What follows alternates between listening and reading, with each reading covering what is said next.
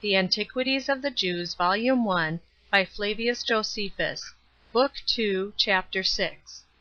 Chapter 6. How Joseph, when he was become famous in Egypt, had his brethren in subjection.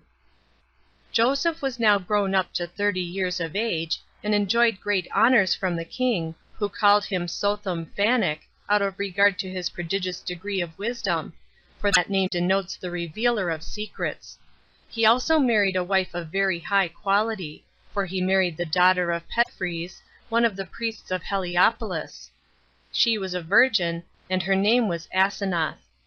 By her he had children before the scarcity came on, Manasseh the elder, which signifies forgetful, because his present happiness made him forget his former misfortunes, and Ephraim, the younger, which signifies restored, because he was restored to the freedom of his forefathers.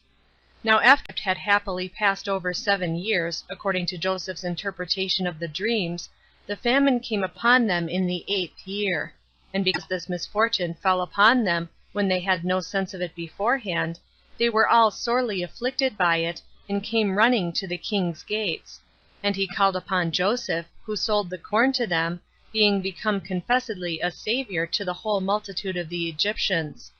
Nor did he open this market of corn for the people of that country only, but strangers had liberty to buy also, Joseph being willing that all men, who are naturally akin to one another, should have assistance from those that lived in happiness.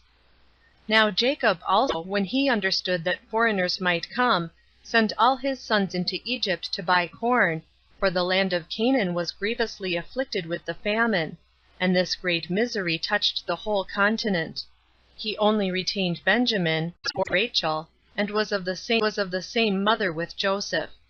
These sons of Jacob then came into Egypt, and applied themselves to Joseph, wanting to buy corn; for nothing of this kind was done without his approbation, since even then only was the honor that was paid to the king himself advantageous to the persons that paid it, when they took care to honor Joseph also. Now when he well knew his brethren, they thought nothing of him, for he was but a youth when he left them, and was now come to an age so much greater, that the lineaments of his face were changed, and he was not known by them. Besides this, the greatness of his dignity wherein he appeared suffered them not so much as to suspect it was he.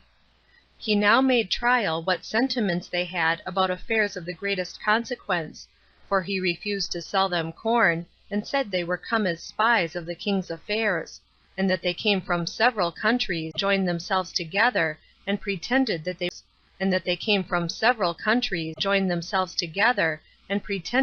were of kin, it not being possible that a private man should breed up so many sons, and those of so great beauty of countenance as they were, such an education of so many children being not easily obtained by kings themselves.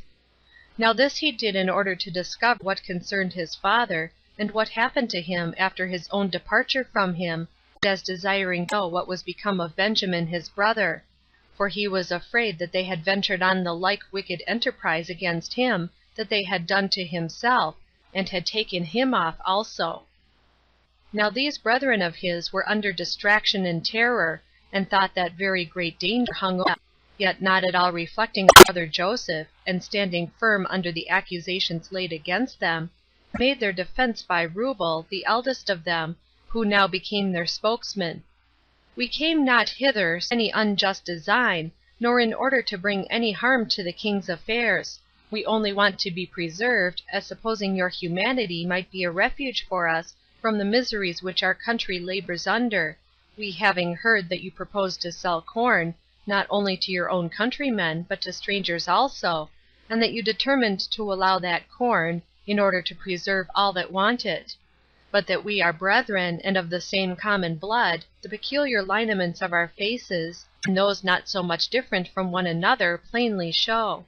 Our father's name is Jacob, an Hebrew man, who had 12 of us for his sons by 4 wives, which 12 of us, while we were all alive, were a happy family. But when one of our brethren, whose name was Joseph, died, our affairs changed for the worse, for our father could not forbear to make a long lamentation for him, and we were in affliction, both by the calamity of the death of our brother, and the miserable brother, and the miserable state of our aged father. We are now, therefore, come to buy corn, having entrusted the care of our father and the provision for our family to Benjamin, our youngest brother. And if thou sendest to our house, thou mayest learn whether we are guilty of the least falsehood in what we say. And thus did Reuben endeavor to persuade Joseph to have a better opinion of them. But when he had learned from them that Jacob was alive, and that his brother was not destroyed by them, he for the present put them in prison, as intending to examine more into their affairs when he should be at leisure. But on the third day he brought them out, and said to them, Since you constantly affirm that you are not come to do any harm to the king's affairs, that you are brethren, and the sons of the father whom you named, you will satisfy me of the truth of what you say, if you leave one of your company with me, who shall suffer no injury here. And if, when ye have carried corn to your come to me again, and bring your brother, whom you say you left there, along with you, for this shall be by me esteemed an assurance of the truth of what you have told me. Hereupon they were in greater grief than before. They wept, and perpetually deplored one among another the calamity of Joseph, and said, They were fallen into this misery as a punishment inflicted by God for what evil contrivances they had against him. And Reuben was large in his reproaches of them for their too late repentance, whence no profit arose to Joseph, and earnestly exhorted them to bear with patience whatever they suffered, since it was done by God in way of punishment on his account. Thus they spake to one another, not imagining that Joseph understood their language. A general sadness also seized on them at Reuben's words, and a repentance for what they had done, and they condemned the wickedness they had perpetrated, for which they judged they were justly punished. Now when Joseph saw that they were in this distress, he was so affected at it that he fell into tears, and not being willing that they should take notice of him, he retired, and after a while came to them again, and taking SIMEON in order to his being a pledge for his brethren's return, he bid them take the corn they had bought and go their way. He also commanded his steward privily to put the money which they had brought with them for the purchase of corn into their sacks, and to dismiss them therewith, who did what he was commanded to do.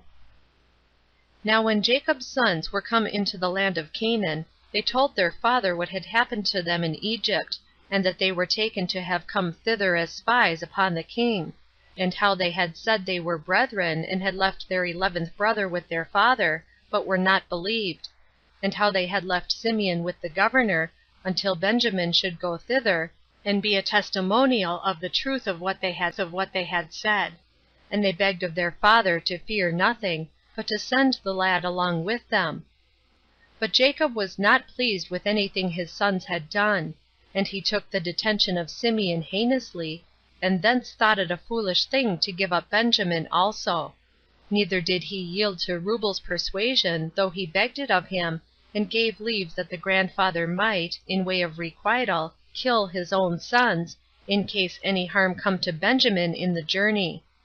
So they were distressed, and knew not what to do. Nay, there was another accident that still disturbed them more, the money that was found hidden in their sacks of corn. Yet when the corn they had brought failed them, and when the famine still afflicted them, and necessity forced them, Jacob did not still resolve to put Benjamin with his brethren, although there was no returning into Egypt, unless they came with what they had promised. Now the it of him, he had no other course to take in his present circumstances. And Judas, who was of a bold temper on other occasions, spake his mind very freely to him, that it did not become him to be afraid on account of his son, nor to suspect the worst as he did, for nothing could be done to his son but by the appointment of God, which must also for certain come to pass, though he were at home with him, that he ought not to condemn them to such manifest destruction, nor deprive them of that plenty of food they might have from Pharaoh, by his unreasonable fear about his son Benjamin, but ought to take care of the preservation of Simeon, lest, by attempting to hinder Benjamin's journey, Simeon should perish. He exhorted him to trust God for him, and said he would either bring his son back to him safe, or together with his lose his own life. So that Jacob was at length persuaded, and delivered Benjamin to lose his own life. so that Jacob was at length persuaded, and delivered Benjamin to them, with the price of the corn doubled.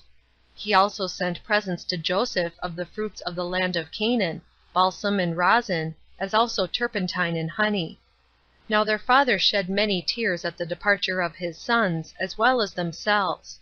His concern was, that he might receive them back again safe after their journey, and their concern was, that they might find their father well, and no way afflicted with grief for them. And this lamentation lasted a whole day, so that the old man was at last tired with grief, and stayed behind. But they went on their way for Egypt, endeavoring to mitigate their grief for their present misfortunes, with the hopes of better success hereafter. As soon as they came into Egypt, they were brought down to Joseph. But here no small fear disturbed them, lest they should be accused about the price of the corn. They then made a long apology to Joseph's steward, and told him that when they came home they found the money in their sacks, and that they had now brought it along with them. He said he did not know what they meant, so they were delivered from that fear. And when he had loosed Simeon and put him into a handsome habit, he suffered him to be with his brethren. At which time Joseph came from his attendance on the king. So they offered him their presents, and upon his putting the question to them about their father, they answered that they found him well. He also, upon his discovery that Benjamin was alive, asked whether this was their younger brother, for he had seen him. Whereupon they said he was. He replied, that the God over all was his protector. But when his affection to him made him shed tears, he retired, desiring he might not be seen in that plight by his brethren. Then Joseph took them to supper, and they were in that plight by his brethren. Then Joseph took them to supper, and they were set down in the same order as they used to sit at their father's table. And although Joseph treated them all kindly, yet did he send a mess to Benjamin that was double to what the rest of the guests had for their shares. Now when after supper they had composed themselves to sleep, Joseph commanded his steward both to give them their measures of corn, and to hide its price again in their sacks, and that withal they should put into Benjamin's sack the golden cup, out of which he loved himself to drink. Which things he did, in order to make trial of his brethren, whether they would stand by Benjamin when he should be accused of having stolen the cup, and should appear to be in danger, or whether they would leave him, and, depending on their own innocency, go to their father without him. When the servant had done as he was bidden, the sons of Jacob, knowing nothing of all this, went their way, both because they had received him again, and because they took back Benjamin to their father as they had promised. But presently a troop of horsemen encompassed them, and brought with them Joseph's servant, who had put the cup into Benjamin's sack. Upon which unexpected attack of the horsemen they were much disturbed, and asked what the reason was that they came thus upon men, who a little before had been by their lord thought worthy of an honorable and hospitable reception. They replied, by calling them wicked wretches, who had forgot that very hospitable and kind treatment which Joseph had given them, and did not scruple to be injurious to him, and to carry off that cup out of which he had in so friendly a manner drank to them, and not regarding their friendship with Joseph, no more than the danger they should be in if they were taken, in comparison of the unjust gain. Hereupon he threatened that they should be punished, for though they had escaped the knowledge of him who was but a servant, yet had they not escaped the knowledge of God, nor had gone off with what they had stolen, and after all asked why we come upon them, as if they knew nothing of the matter. And he told them that they should immediately know it by their punishment. This and more of the same nature did the servant say, in way of reproach to them. But they being wholly ignorant of anything here that concerned them, laughed at what he said, and wondered at the abusive language which the servant gave them, when he was so hardy as to accuse those who did not before so much as retain the price of their corn, which was found in their sacks, but brought it again, though nobody else knew of any such thing. So far were they from offering any injury to Joseph voluntarily. But still, supposing that a search would be a more sure justification of themselves than their own denial of them, and that if any of them had been guilty of the theft, to punish them all; for, being in no way conscious to themselves of any crime, they spake with assurance, and, as they thought, without any danger to themselves also. The servants desired there might be a search made, but they said the punishment should extend to him alone who should be found guilty of the theft. So they made the search, and, having searched all the rest, they came last of all to Benjamin, as knowing it was Benjamin's sack in which they had hidden the cup, they having indeed searched the rest only for a show of accuracy. So the rest were out of fear for themselves, and were now only concerned about Benjamin, but were still well assured that he would also be found innocent, and they reproached those that came after them for their hindering them, while they might, in the meanwhile, have gotten a good way on their journey. But as soon as they had searched Benjamin's sack, they found the cup and in lamentation. They rent their garments, and wept for the punishment which their brother was to undergo for his theft, and for the delusion they had put on their father, when they promised they would bring Benjamin safe to him. What added to their misery was, that this melancholy accident came unfortunately at a time when they thought they had gotten off clear.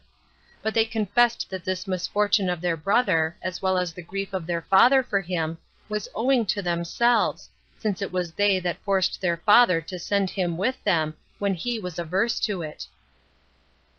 The horsemen therefore took Benjamin and brought him to Joseph, his brethren also following him, who, when he saw him in custody, and them in the habit of mourners, said,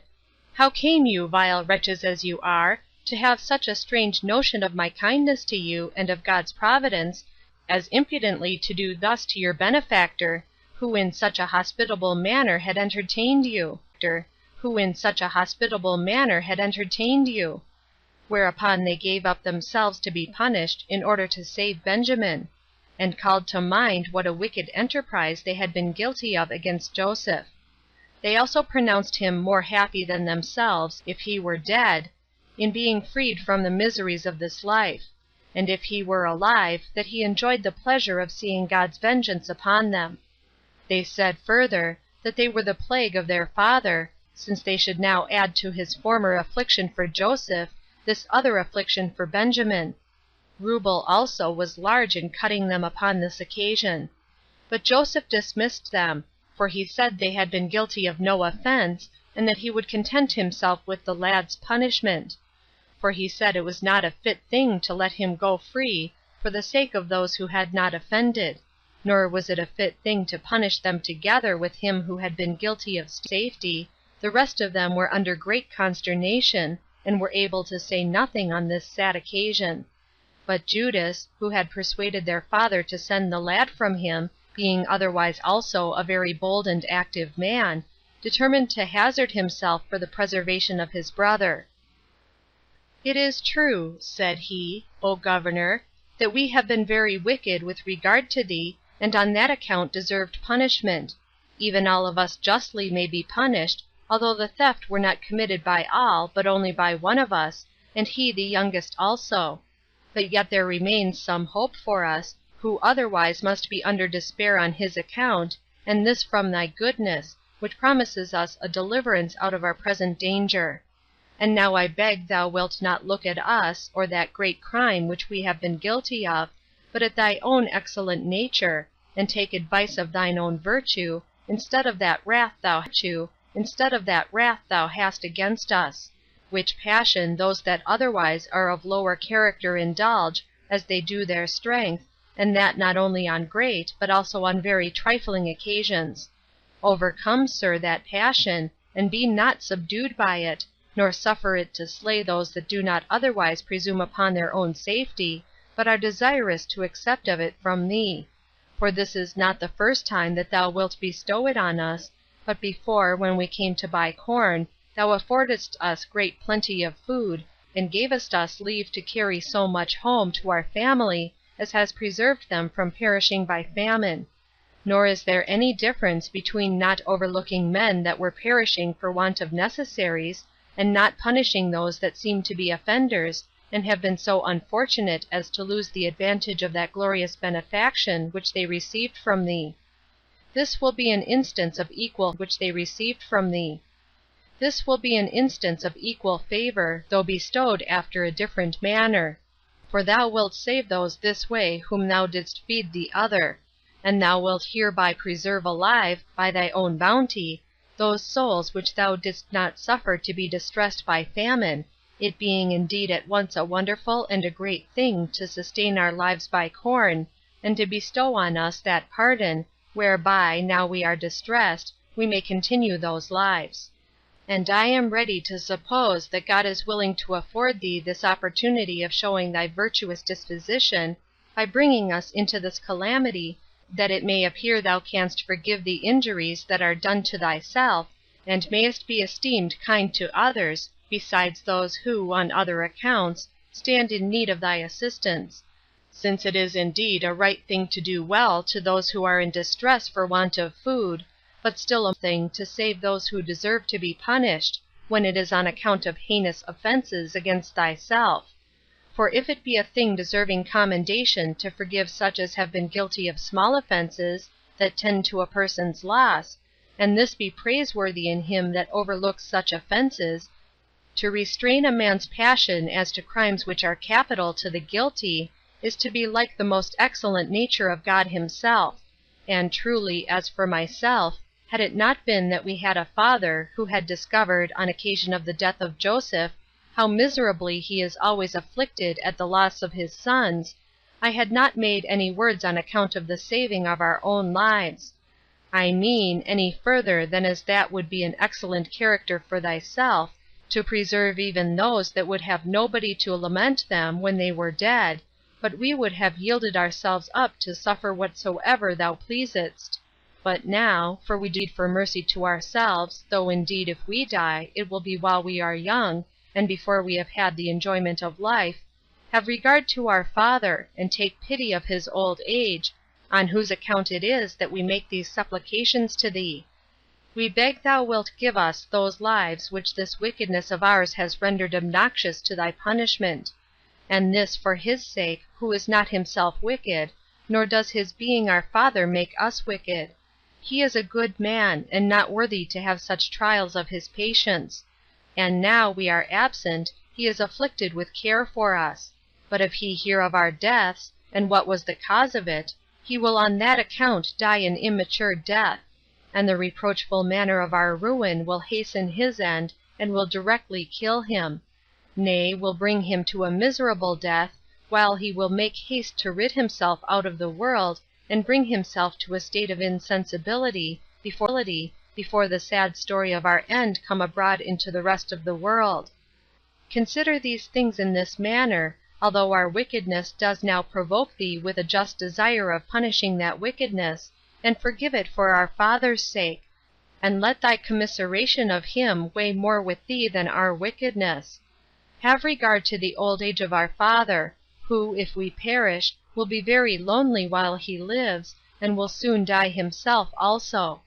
Grant this boon to the name of fathers, for thereby thou wilt honor him that begat thee, and will grant it to thyself also, who enjoyest already that denomination. Thou wilt then by that denomination be preserved of God the Father of all, by showing a pious regard to which, in the case of our father, thou wilt appear to honor him who is styled by the same name. I mean, if thou wilt have this pity on our father upon this consideration of his sons. It is thy part, therefore, to bestow on us what God has given us, when it is in thy power to take it away, and so to resemble him entirely in charity. For it is good to use that power, which can either give or take away, on the merciful side. And when it is in thy power to destroy, to forget that thou ever hadst that power, and to look on thyself as only allowed power for preservation; and that the more any one extends this power, the greater reputation does he gain to himself.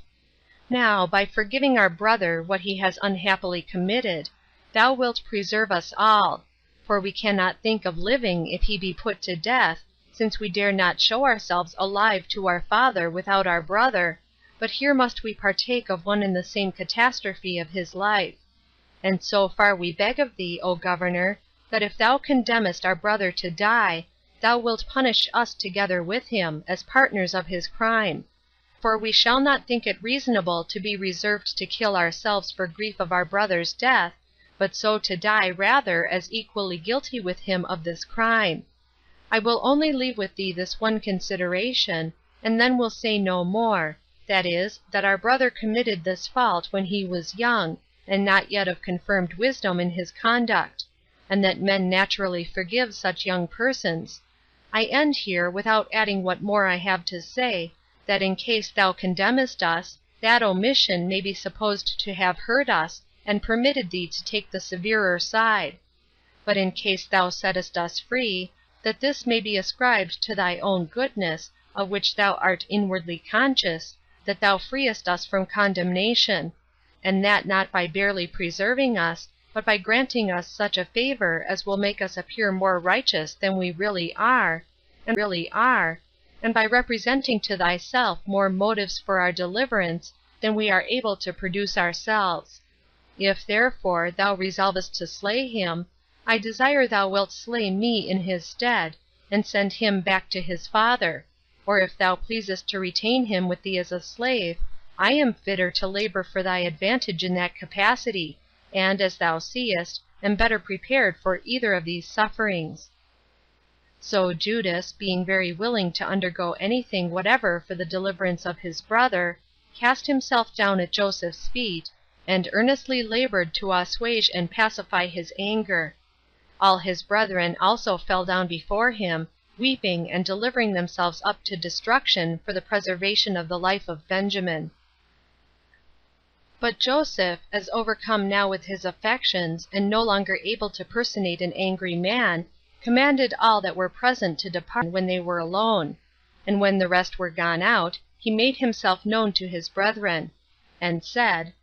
I commend you for your virtue, and your kindness to our brother. I find you better men than I could have expected from what you contrived about me. Indeed, I did all this to try your love to your brother. So I believe you were not wicked by nature in what you did in my case, but that all has happened according to God's will, who has thereby procured our enjoyment of what good things we have, and, if he continue in a favorable disposition, of what we hope for hereafter. Since, therefore, I know that our father is safe and well, beyond expectation, and I see you so well disposed to your brother, I will no longer remember what guilt you seem to have had about me, but will leave off to hate you for that your wickedness, and do rather return you my thanks, that you have concurred with the intentions of God to bring things to their present state. I would have you also rather to forget the same, since that imprudence of yours is come to such a happy conclusion, than to be uneasy and blush at those your offenses. Do not, therefore, let your evil intentions when you condemned me, and that bitter remorse which might follow, be a grief to you now, because those intentions were frustrated. Go therefore your way, rejoicing in what has happened by the divine providence, and inform your father of it, lest he should be spent with cares for you, and deprive me of the most agreeable part of my felicity. I mean, lest he should die before he comes into my sight, and enjoys the good things that we now have. Bring therefore with you our father, and your wives and children, and all your kindred, and remove your habitations hither. For it is not proper that the persons dearest to me should live remote from me, now my affairs are so prosperous, especially not proper that the persons dearest to me should live remote from me, now my affairs are so prosperous, especially when they must endure 5 more years of famine. When Joseph had said this, he embraced his brethren, who were in tears and sorrow. But the generous kindness of their brother seemed to leave among them no room for fear, lest they should be punished on account of what they had consulted and acted against him. And they were then feasting. Now the king, as soon as he heard that Joseph's brethren were come to him, was exceeding glad of it, as if it had been a part of his own good fortune, and gave them wagons full of corn and gold and silver, to be conveyed to his father. Now when they had received more of their brother, part to be carried to their father, and part as free gifts to every one of themselves, Benjamin having still more than the rest, they departed. End of Book 2.